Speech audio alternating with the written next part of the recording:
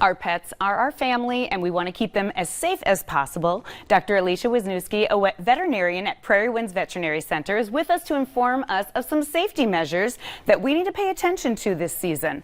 Welcome. Good morning. Thanks for having me. Absolutely. And you have a little friend. This is Sadie. This is Sadie. Sadie and I are thrilled to be here to help talk about how to keep pets safe in the upcoming holiday season, Halloween. Yes. And then also getting ready for hunting season. Yes, that's great. So, and also I just have to mention, she is, what kind of a dog is she? She's a standard poodle. A standard poodle. And she has been sitting here or standing here like so perfect, like just everybody wishes their dog would be behaved like this. So good job, Sadie. She's a pretty good girl. That's awesome. Look at her. Okay, so we are 1 week away from Halloween. What are your suggestions? What are some tips that you have just to keeping our pets safe?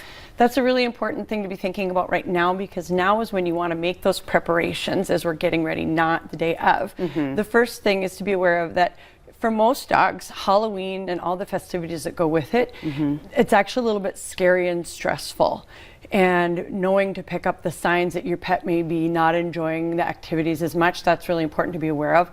And then also make sure that you're aware of if your pet does not handle like people coming to the door frequently, if you're going to be having trick-or-treaters, make sure you take steps to keep your pet safe so we're not adding stress, like putting them in a central room in the house with some white noise on in the room so they're not hearing the people coming and going, or even making arrangements to maybe that's the night they should go spend the night at daycare, so that way they're not in the midst of all of the comings and goings. And then as you're purchasing candy to be ready for Halloween, make sure you're keeping it up in a safe place. Most people are familiar with chocolate being a sensitivity for dogs, but a lot of things have more than just chocolate in it, like raisins can be very toxic to a dog's kidneys. A few raisins can be enough to shut your dog's kidneys down. So cookies, granola bars, things that have raisins in them, or even the little packs of raisins, sun-made raisins. Great for us, not so great for our dogs.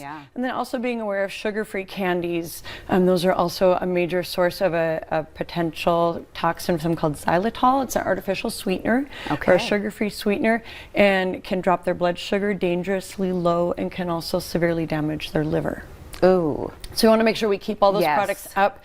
Pets are these guys are really good at finding stuff. They have a nose. Great noses. They're smart, they're creative, and they'll find a way to get into things. So make sure you have stuff up high enough and in closets or cupboards where they're not going to be able to get into it. Costumes. What do you think? Costumes for our pets or costumes for our pets? But although our costumes might scare a pet as well. They can be scary to our pets. And then we also have things like glow lights that our kids might be using as part of their costumes when they're going out. Glow lights for a really curious dog or even a cat, if they bite into it, can be really irritating to their mouth. So making sure we're keeping those up as well. Costumes for our pets, they may or may not enjoy them. So watch for warning signs that your pet isn't enjoying. We love them. They're a lot of fun. And we love to take pictures of our pets in them. That's right. But just watching for subtle signs, like if they're looking away from us, if they're showing us the whites of their eye, if they're yawning a lot, licking their lips a lot, then we know that they might be tolerating it, but they may not be enjoying it as much as we are. Okay, let's get into some hunting. Absolutely. So we're coming close to the thick of hunting season for our dogs as well. And same thing with Halloween season, being prepared is a really key to making sure that you can handle any incidents that may happen.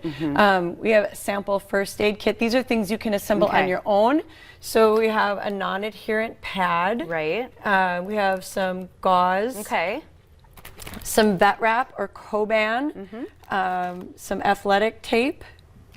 A tweezer, tweezers do really come in tweezers handy. Are really We've had to use that a lot. Slivers, sticks, things that they get into.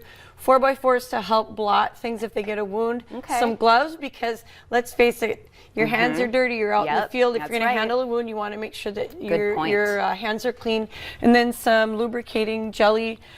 Just things to be able to handle if your dog gets a cut, if they get a stick or something like that in the skin. And then also I have an example of high energy calorie drink for dogs. This one happens to be called Rebound, but when these guys are out working in the field, they have bird on the brain. They may not want to stop to hydrate. You can also pick up electrolytes for dogs that you can mix in their water, so that way you can have fresh and ready. But they can get really run down really easy, and so having something like Rebound, where it's a calorie dense liquid that they can just drink, can be really important to making sure they're staying hydrated and getting plenty of energy out in the field. Okay. Well, awesome tips. Love this. Thank you so very much. We could probably go to your website too, just to find out some more tips on this, but really appreciate having you in. Oh, absolutely. Thanks for having us. Absolutely. All right, stay with us. We've got so much more next, and if you have burnout on the brain from work, you're going to want to stay with us.